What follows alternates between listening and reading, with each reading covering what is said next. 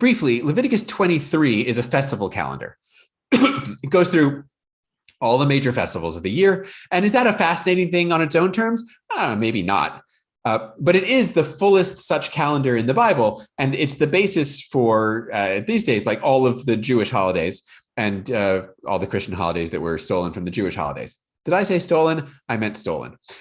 Good time to remember, I think, that the holidays that we think of as even as biblical holidays weren't always like performed, practiced in one particular way. They developed over time.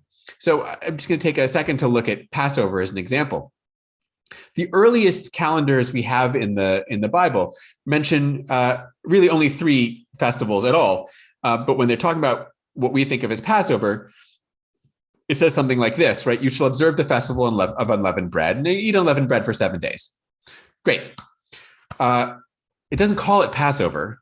It just talks about the unleavened bread.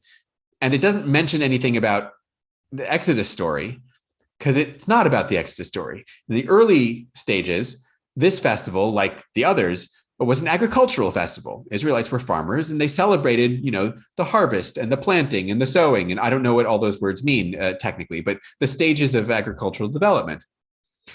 So the first step was agricultural, and it was really just about the grain, in this case, the unleavened bread.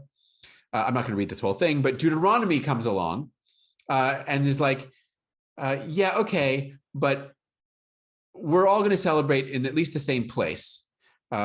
Instead of in your local sanctuaries, we're all going to celebrate in a centralized location and probably in the same time of year. We're all going to observe this in the month of Aviv, which basically just means spring. And in Deuteronomy, you'll see makes reference to the Exodus because that's when God brought you out of Egypt. And Deuteronomy mentions not just the unleavened bread, but Passover. You shall offer the Passover sacrifice, and you must eat unleavened bread for 7 days. So Deuteronomy is sort of putting together the pieces into the holiday that we know. But you'll notice that it just says in the month of Aviv, right? Like sometime in the spring when it makes sense.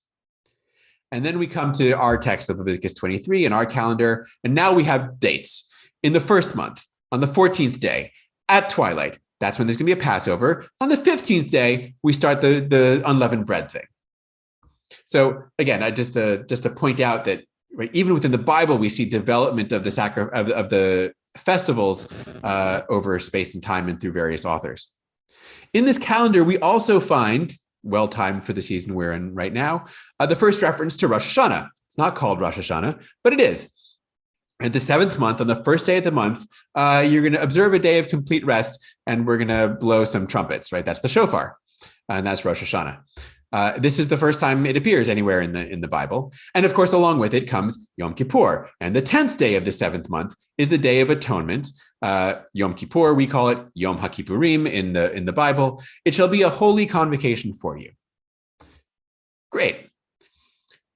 I want to take this moment to go back briefly to Leviticus 16, which is, when we read about the protocols for Yom Kippur. For the Day of Atonement, because this gives us an opportunity to see how a festival develops even within like one chapter of the text, even within just layers of the priestly writings, right? From the priestly material, from the P, the earlier stuff, to H, the later stuff. Back in Leviticus 16, this whole ritual that we have of purifying the entire sanctuary, right, from the inside out, right, and getting rid of all of the sins and all of the impurities and even the intentional sins that we put on the scapegoat. When did this ritual take place? Well, at the beginning of the text, it says, right, God spoke to Moses after the deaths of Aaron's sons, and said to Moses, tell Aaron he can't come in here into this Holy of Holies, the inner sanctuary, anytime he wants to.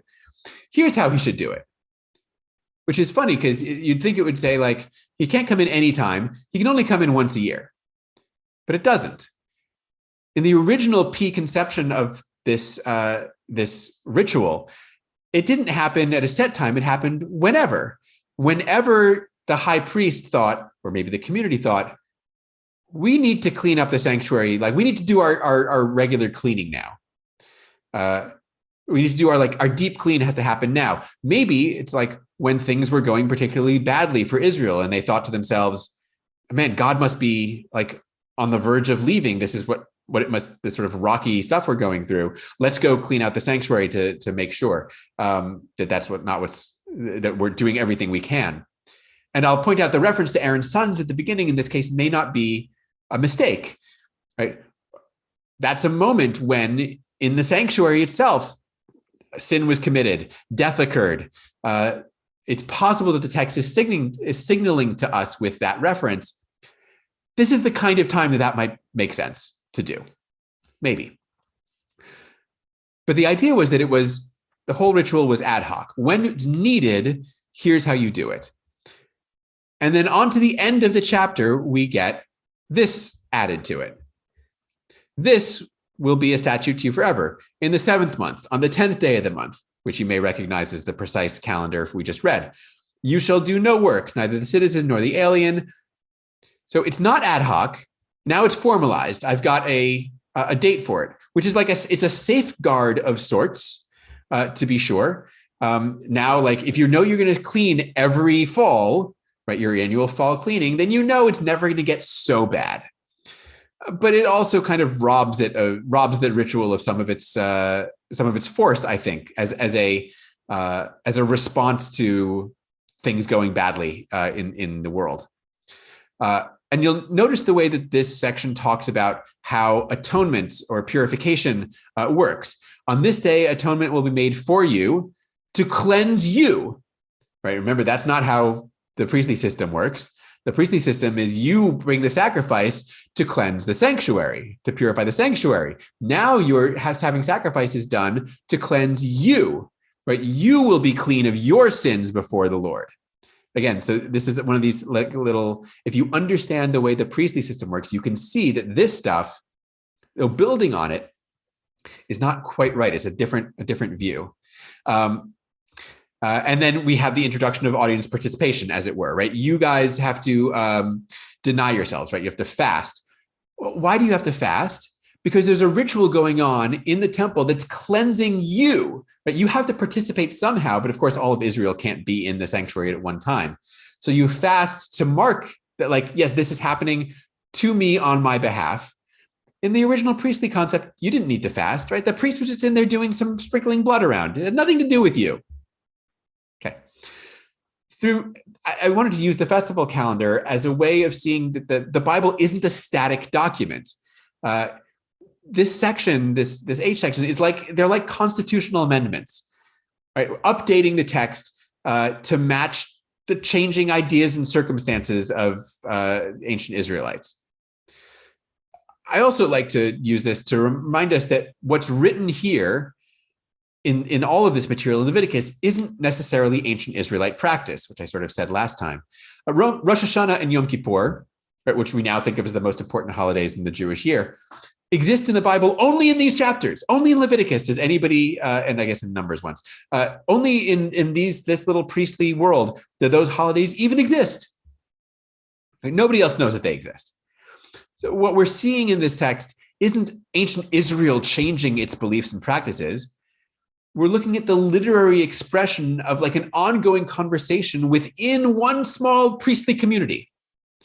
And it took on force in the real world only when the Bible or when the Torah became authoritative. And only for those people, even only for those subset of Jews for whom the Torah became authoritative. We don't need to think of this as soon as it was written, everyone in Israel and ever thereafter said, well, this is what we're doing. It takes time.